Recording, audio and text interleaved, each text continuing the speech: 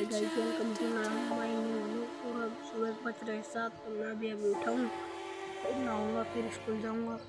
तो मैं नहाता हूँ अभी। भाई जब बज रहे हैं सुबह के 7:30 और मैं जा रहा हूँ स्कूल।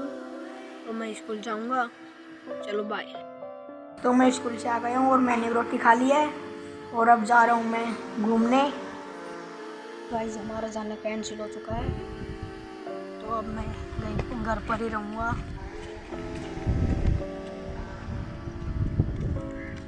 तो आप देख सकते हो मैंने अभी कपड़े नहीं बदले क्योंकि मैं कल दूसरे कपड़े पहन कर जाऊँगा, तो इसलिए नहीं बदल रहा हूँ। तो गाइस बज रहे हैं शाम के 5, मैं सो गया था और अभी उठा हूँ।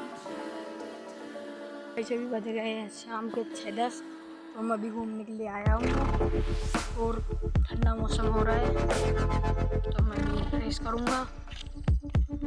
और अभी मैं आपको व्यू दिखा, देख सकते हो व्यू।